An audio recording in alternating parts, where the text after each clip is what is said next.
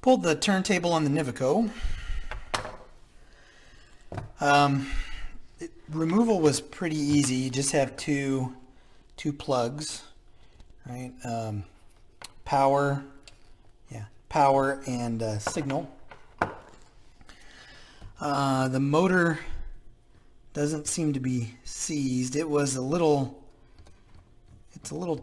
tough to move, but not as bad as it was. So I'm going to kind of clean this up a little bit, at least lube this motor, and then see if it behaves differently. What it was doing before is it was just barely moving, and now it feels like it's much freer, just kind of moving it around. So we'll get into this and see what it's doing.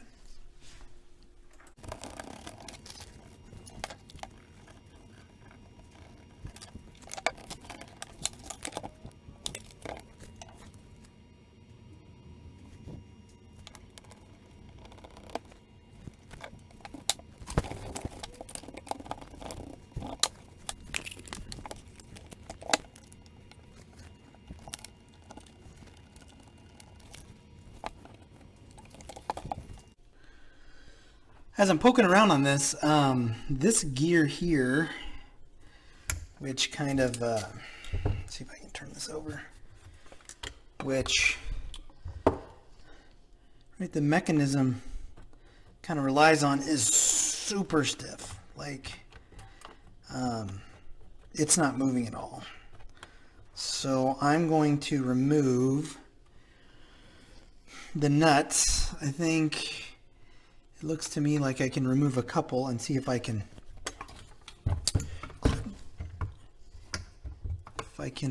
maybe grease that.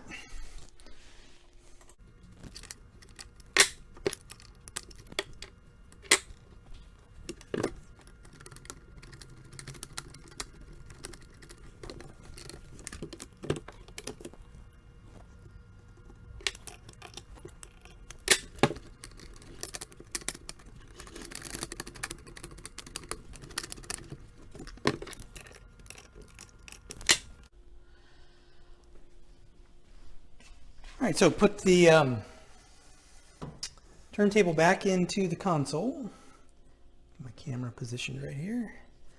And I want to do a kind of a quick function check. So this mechanism is all caked in grease and it really needs to be disassembled and cleaned, but I want to kind of get an idea of what it's currently doing, if anything, before I head down that path. So phono, turn this to on, and let's see what happens. So move this over to on.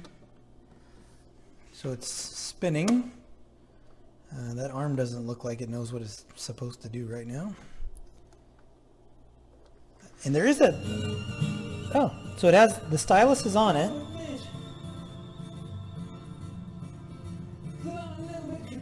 I'm getting noise. That speed sounds kind of inconsistent. And it just wants to keep playing. It's dropping in the 45 position, but I have it set for 33. Let's see if I switch it to off, what happens? Oh, that just kills it. Well, I guess the good news is the turntable works.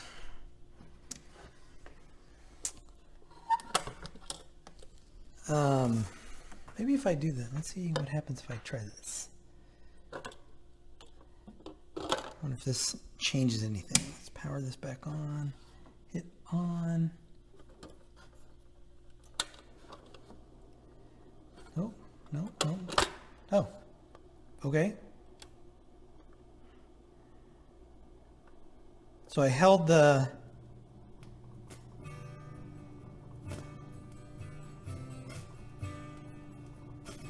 okay, that's kind of weird. So I held the tone arm back and then it dropped the record and dropped itself in the right position. Oh, and now it's going back to home. Huh. See if I can do that again. See what happens with it now.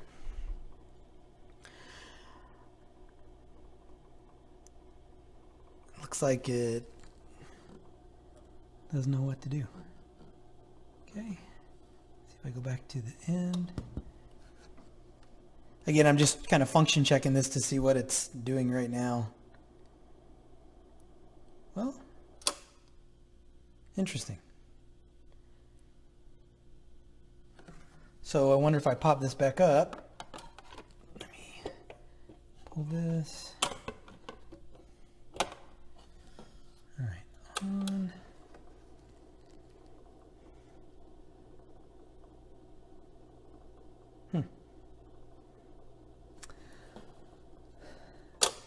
Well, at least, you know, these issues are kind of consistent with maybe some grease that's hardened somewhere. So anyway, that gives us a place to start from. What I am kind of worried about, though, is that inconsistent speed. Is that caused from, or is this idler? I mean, it looks round, and the edges are real rough. I mean, I'll probably treat it with some rubber renew. Maybe I'll put a couple more drops of oil in here just to make sure. I didn't take this motor apart to do anything with it. It feels like it's spinning freely, but maybe I'll just let it run. You know, who knows when this ran the last time, so maybe I will just kind of put this on 78 and let it spin away for a while and see what happens. So put a couple more drops of oil in here. Oh, kind of missed it there. And what I was cleaning on this was, I thought it was like grease. This is actually corrosion, so it's kind of like rust on the motor. So let's fire this up. Turn this on. Turn this on.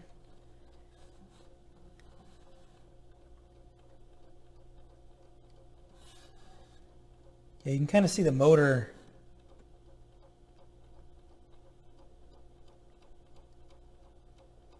You can hear it kind of thumping. Yeah, I think this idler might be a little bit out of whack. So I'm going to pop that off and work on it for a little bit.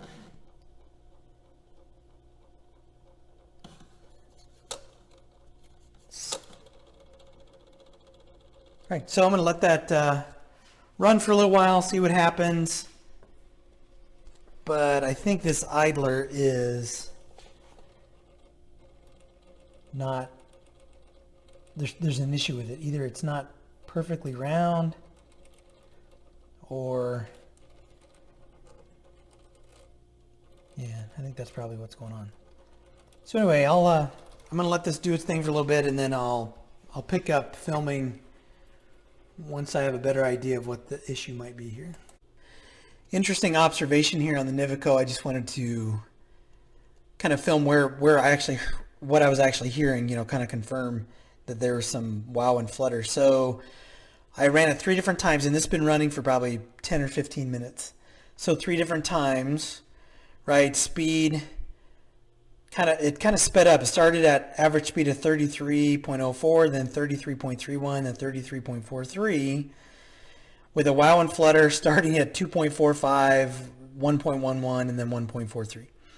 So I did those tests within about a minute of each other just to kind of get an idea after it had been running for a while.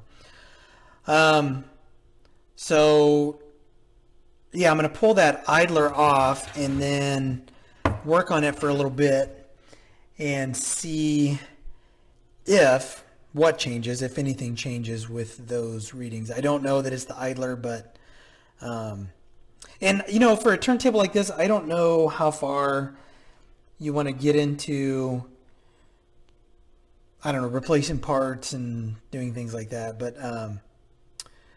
anyway, so I'll have to talk to the shop owner, because this was this is at one of the shops. So I'll, yeah, I'm going to pull that idler off, work on it for a little bit, and see what happens. Quite a bit of grease that the on the post where the idler sits. So let's move my camera down a little bit here. So I pulled the idler off. I mean, just lots of grease caked on there. I removed all of it. Here's the C-clip. Whoops, stuck to my hand. So in looking at this, and I'm not blind, but my eyes definitely aren't good enough to see this. You can kind of see an inner and an outer ring. So this looks like it's square. This edge, though, has got some rough chunks here. And then this, I mean, there are some spots that look like they might be a little flat. So I think what I'm going to do is I'm going to clean this. I'm going to put some lithium grease on it. I will hit this with some rubber renew. Although I don't know if I have to. I may just clean it and then see what happens. But this is, I don't know, it's kind of chewed up. So anyway, while I'm cleaning this, I'll think about what I'm going to do with this outer edge. I honestly think it's all right. So anyway, that's what I'm going to try next.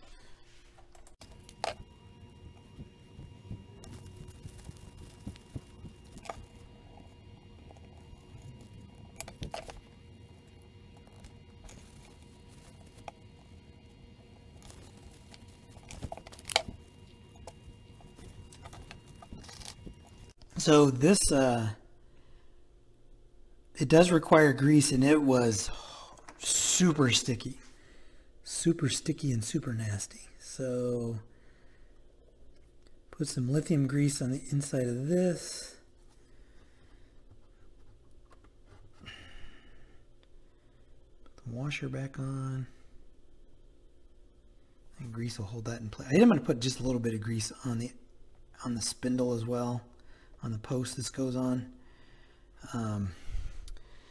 Then I'm going to go ahead and check the speed again and see if that gained us anything. Doing all that really didn't gain us anything. We're still back at around 2% wow and flutter. So I think I'm going to have to look at that motor a little more closely.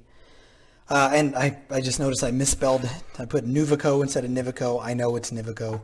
My eyes are just crappy, so when I typed it in there, my fat finger typed it in wrong. So anyway, I'm going to pull it back out and look at the mechanism. I'm probably going to end up pulling it mostly apart and cleaning and re-greasing everything, and then looking at the motor. So this will be shot in several shorter videos, and I'll just kind of speed through what I'm doing. I'll stop if there's something of interest to share.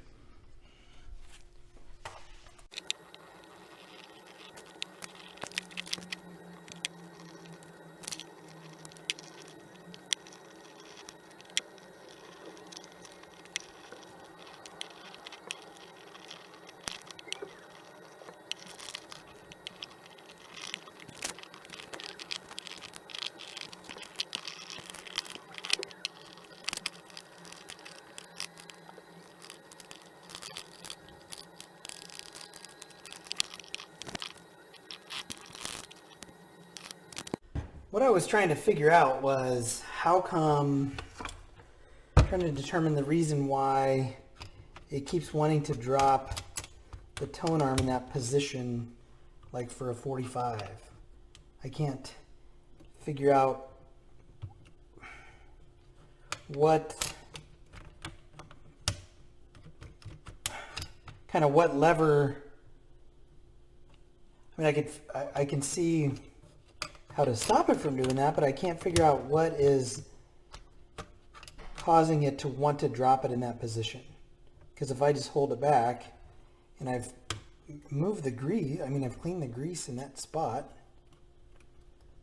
Maybe I didn't. Maybe I'll put a little more grease there and see. Hell, back in the 60s, their answer was just more grease, so I'll do the same thing.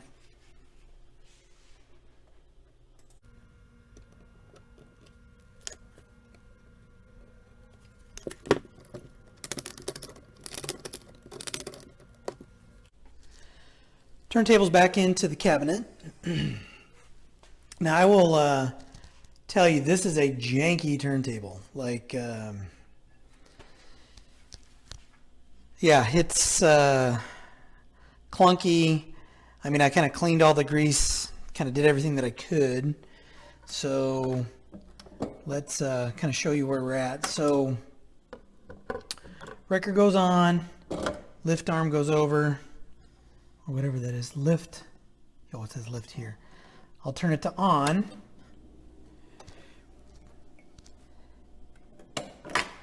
Tone arm comes over, senses that it doesn't have a record there, drops it in almost the right position.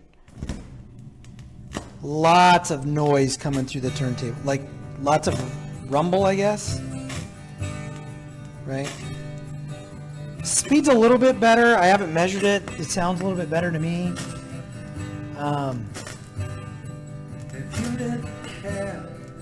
Right, so hit reject. It does this, I don't know if it's by design, it does this thing where it kind of comes over and then it goes to where it's supposed to.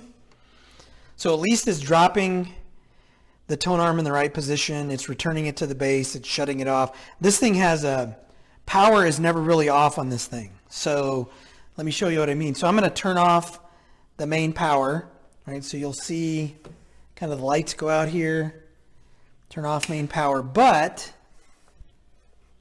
it's like a standby power. So if I do this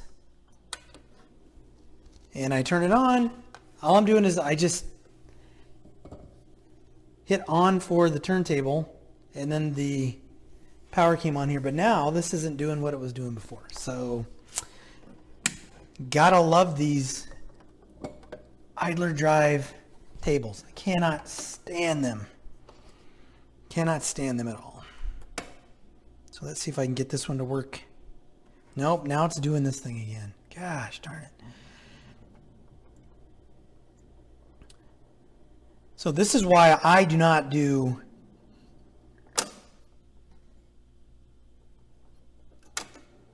I don't like to do dual turntables, what Gerard or whatever they're called, because this kind of bullshit happens. Cannot stand these. Sure, they were good in their day, but I mean the thing was just working and now it's not working. Didn't do anything but send it back to the base. So let's see what happens. And I'm sorry to curse there, but I don't even work on these. Like, I just turn them away if a customer says, hey, I got this really cool dual that my grandfather had and it doesn't work. I'm like, yeah, that sucks because they typically don't want to work. And now it's working fine. So don't know.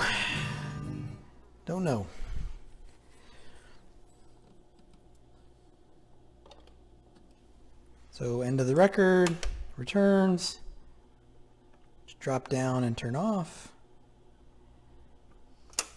Cycle the power. Now if I hit on here, I don't think it does anything because I don't have a record in this position up here. So I put the record, and this record has been beat to shreds. So let's hit on. Why would it work? Why would it work?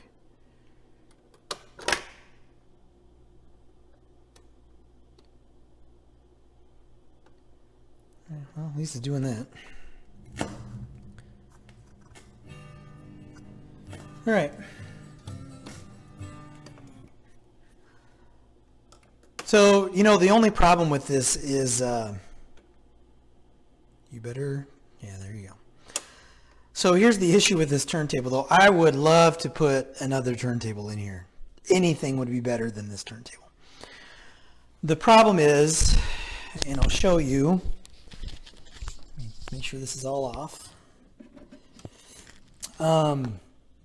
There are no RCA cables There are no RCA cable connections for the turntable. So here is the connector for the turntable. Now, it wouldn't be hard to probably fashion something, right? Oh, fashion something.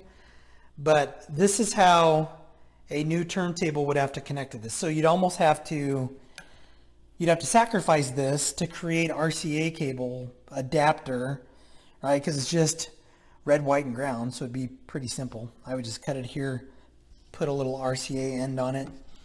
I'm going to see if I can find one of these because I would love to pull this out, put anything in here. I mean, even a manual turntable would be better than this. Get some damping going for the sound. This is sitting on springs. I could use some magic eraser parts to kind of damp the springs a little bit. Yeah, so, and I apologize for cursing about this turntable. Some people love these idler drive turntables. I just cannot stand them because I always get them when they're in really, really, really rough shape. And they just, I mean, you saw how much time it took just to clean the old grease off of it. So anyway, so at least the turntable works. It makes sound. It seems to be functioning correctly most of the time. The stylus is good. I do want to share that, let me pull this back a little bit. I do want to share that kind of the next stage of the project here, and I guess this is no longer a restoration. I'm not really restoring this, so I'll probably change the titles. But so it was missing the legs, the whole structure underneath to hold this thing up. So what I did is I found, right, just some furniture legs off of Amazon. So what I'm going to do is I'm going to get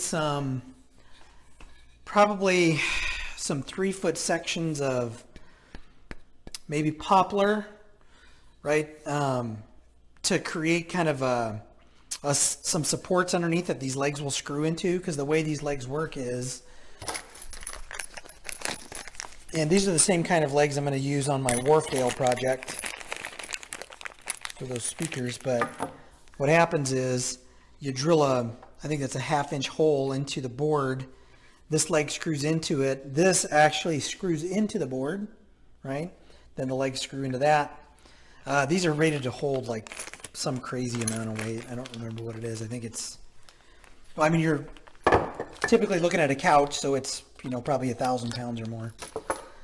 And the color matches pretty good, so I'm still going to, I have a platform in here now. I have to cut one to size, but I'm going to put a platform in here for the cassette deck, clean the cassette deck up. The shop owner's super happy that the cassette deck will fit in there, because this has been sitting in his back room for well over a year, just sitting on its side, so we can at least get this into a somewhat functional condition, and maybe someone's looking for a console like this. Again, I would heavily modify it. I would remove that turntable.